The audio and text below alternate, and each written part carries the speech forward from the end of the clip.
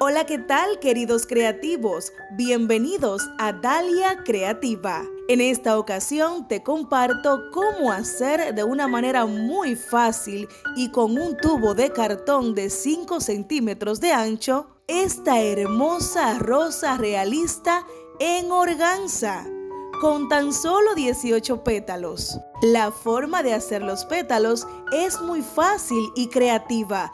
Te enseño paso a paso. Gracias por estar aquí. Quédate hasta el final.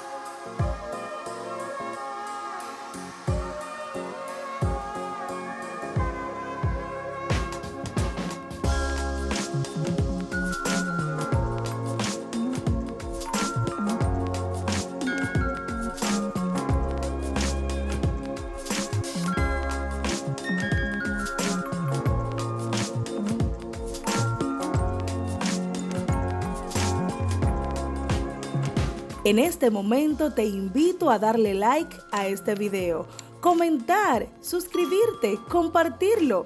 Tu apoyo es muy importante para seguir creciendo. Gracias.